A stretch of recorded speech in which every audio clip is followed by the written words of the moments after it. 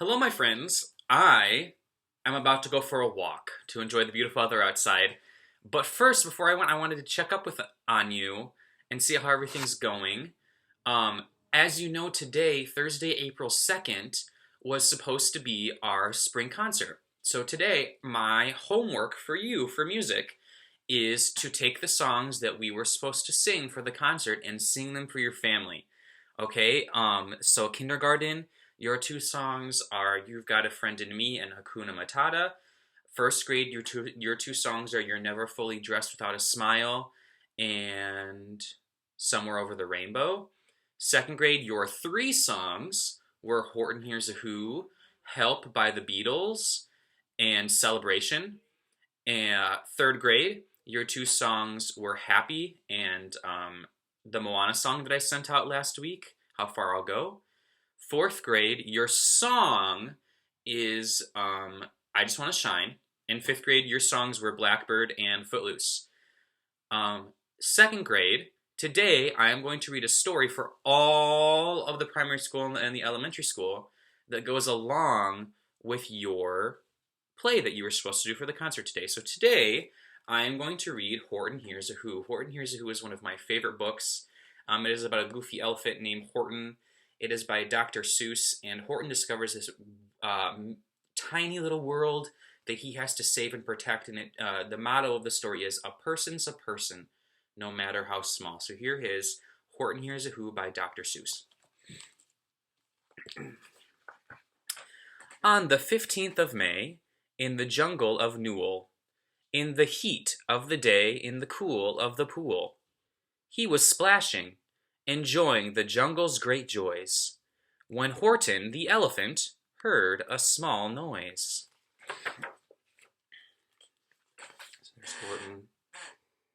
So Horton stopped splashing. He looked towards the sound. "That's funny," thought Horton. "There's no one around." Then he heard it again, just a very faint yelp, as if some tiny person were calling for help. "I'll help you," said Horton. "But who are you and where?" He looked and he looked. He could see nothing there, but a small speck of dust blowing through the air.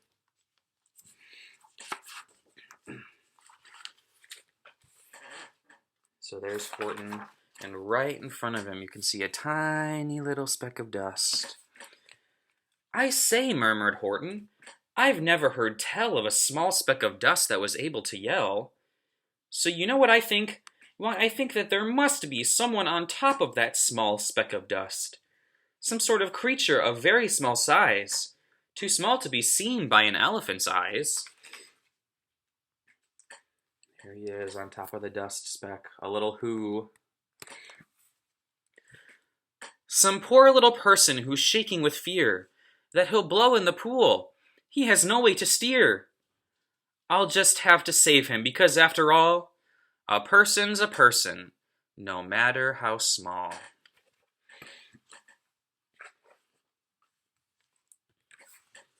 So gently and using the greatest of care, the elephant stretched his great trunk through the air, and he lifted the dust speck and carried it over, and placed it down safe on a very soft clover.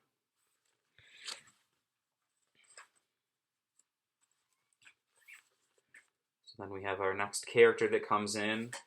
"Humph!" humped a voice. "'Twas the sour kangaroo." And the young kangaroo in her pouch said, "Humph!" too. "Why, that speck is as small as a head of a pin. A person on that? Why, there never has been."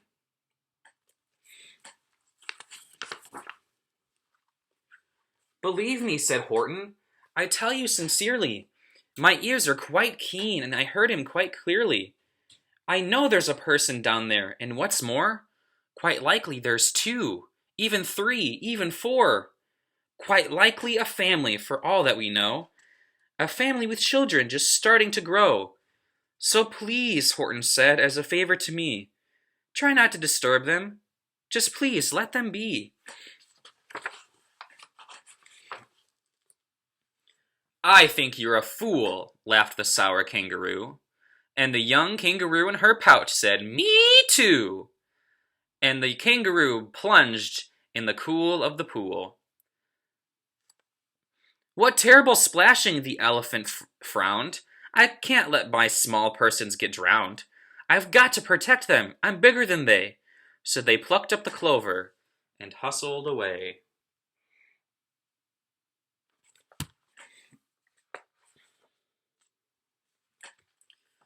Through the high jungle treetops, the news quickly spread.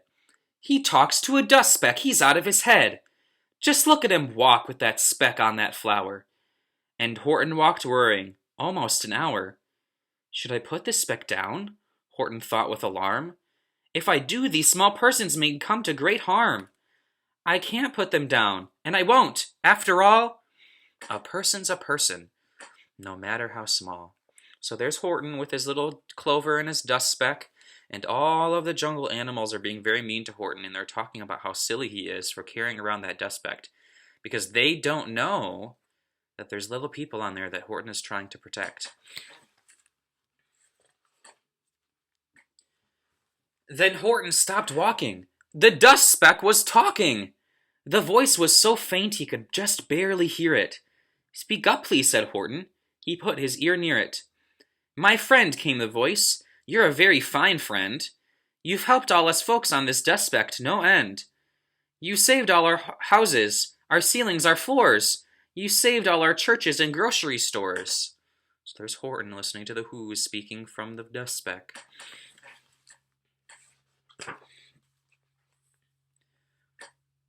"You mean," Horton gasped, "you have buildings there too?" "Oh yes," piped the voice, "we most certainly do." "I know," called the voice, "I'm too small to be seen, but I'm mayor of a town that is friendly and clean. Our buildings to you would seem terribly small, but to us who aren't big they are wonderfully tall. My town is called Whoville, for I am a Who, and we Whos are all thankful and grateful to you." And Horton called back to the mayor of the town, "You're safe now, don't worry. I won't let you drown." So there's all the Who's doing their Who time activities. Some of them going for walks, enjoying the weather.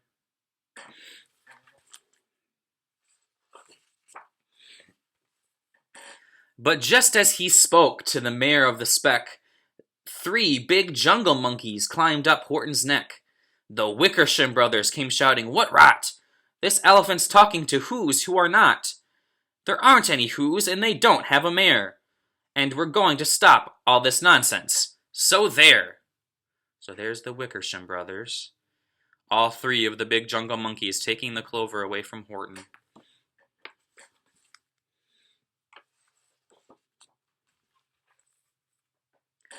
They snatched Horton's clover. They carried it off to a black-bottomed eagle named Vladikoff, a mighty strong eagle of very swift wing. And they said, "Will you kindly get rid of this thing?" And before the poor elephant could even speak, that eagle flew off with the flower in his beak. So there's Vladikoff, the black-bottomed eagle. Not very nice. And there's Horton all the way down there, trying to catch up so he can get his friends on the clover back.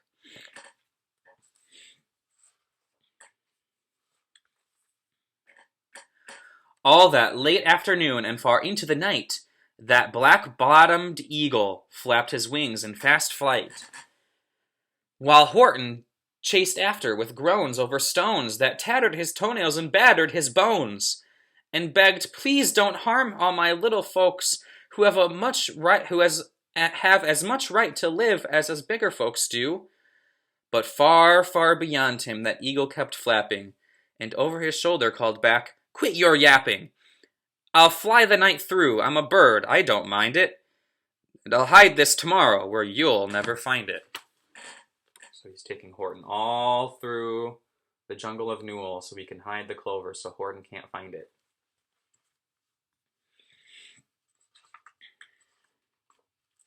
And at 6:56 the next morning, he did it. It sure was a terrible place that he hid it. He let that small clover drop somewhere inside of a great patch of clovers 100 miles wide. "Find that," sneered the bird, "but I think you will fail." And he left with a flip of his black-bottomed tail.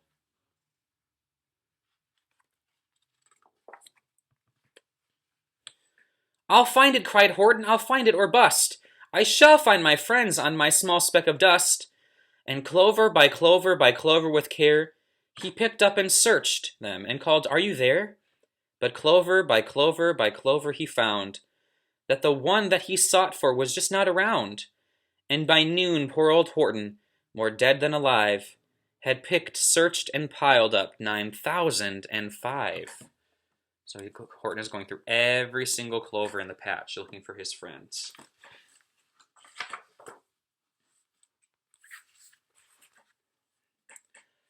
Then on through the afternoon, hours after hour, until he found them at last on the 3,000,000th flower. My friends, cried the elephant, tell me, do tell, are you safe? Are you sound? Are you whole? Are you well? So finally, after 3,000,000 flowers, Horton finally found his friends. He never gave up, even though it took a long time and a lot of hard work.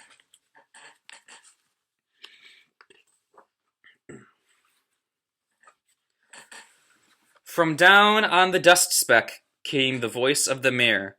We really had trouble, much more than our share.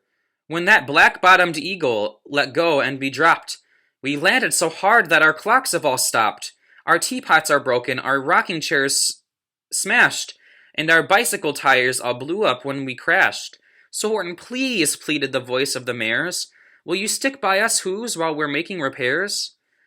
Of course, Horton answered, of course I will stick. I'll stick by you small folks through thin and through thick. There's all of Whoville destroyed.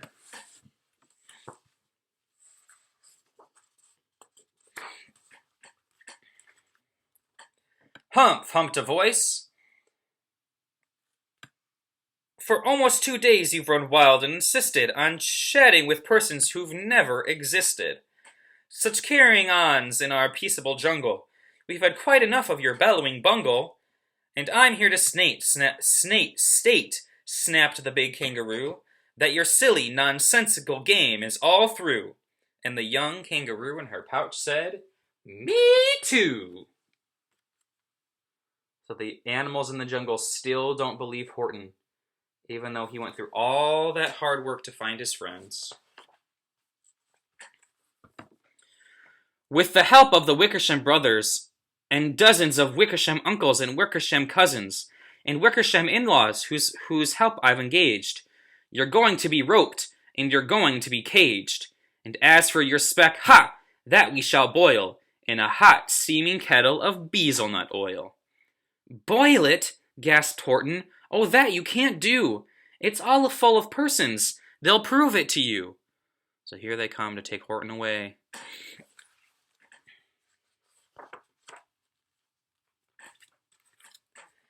Mr. Mayor, Horton called. Mr. Mayor, you've got to prove now that you really are there. So call a big meeting, get everyone out. Make every who holler, make every who shout, make every who scream. If you don't, every who is going to end up in a bezelnut stew.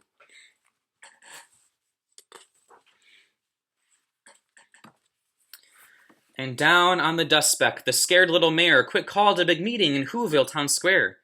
And his people cried loudly. They cried out in fear. We are here! We are here! We are here!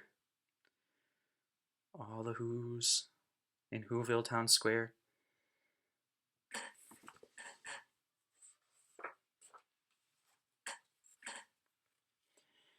The elephant smiled. That was clear as a bell. You kangaroos surely heard that very well. All I heard, snapped the big kangaroo, was the breeze, and the faint sound of wind through the far distant trees. I heard no small voices, and you didn't either. And the young kangaroo in her pouch said, Me neither. So they still can't hear the whoos, even though they're making a big ruckus. A lot of sound. Sour kangaroo doesn't seem very nice. Look at her face.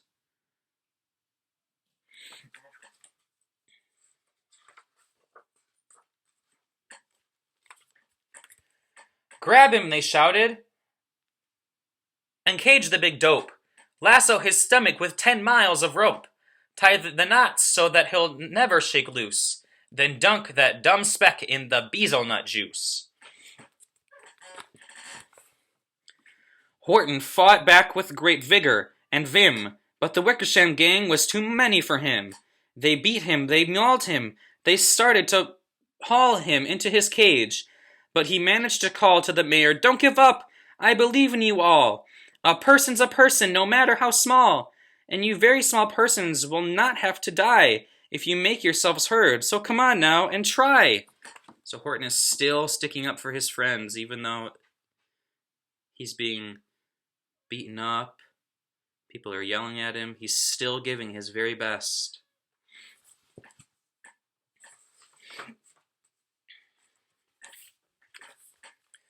The mayor grabbed a tom-tom, he started to smack it, and all over Whoville they whooped up a racket. They rattled tin kettles, they beat on brass pans, on garbage pail tops and old cranberry cans. They blew on bazookas and blasted great toots, on clarinets, oompas, and boompas, and flutes. Look at all that sound, they're making lots of sound. Fifth graders, I bet you their dynamics are very loud, very forte.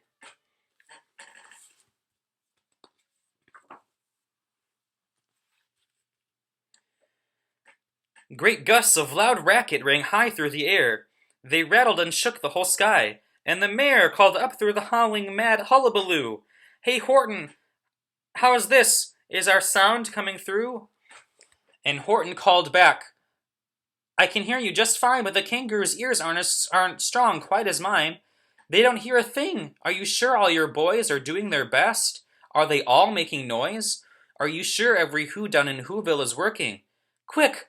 Look through your town. Is there anyone shirking?" Shirking means, is there anybody not making a lot of sound? Is there anybody not doing their responsibility?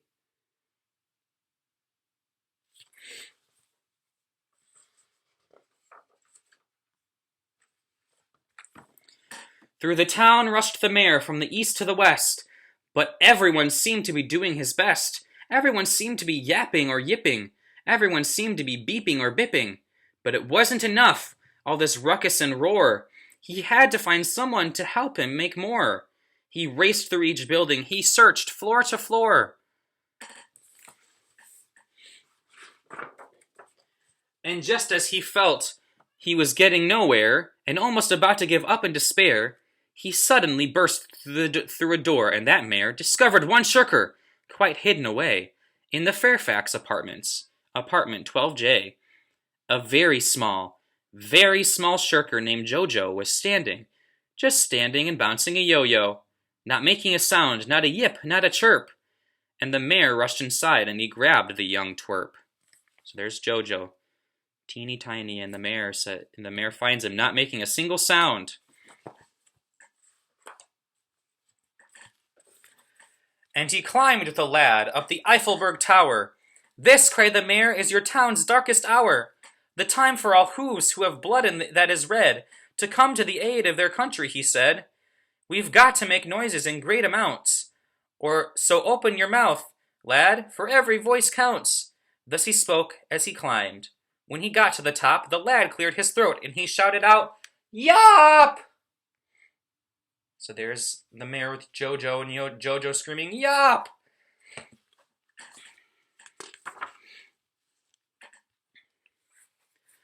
And that yop, that one small extra yop, put it over.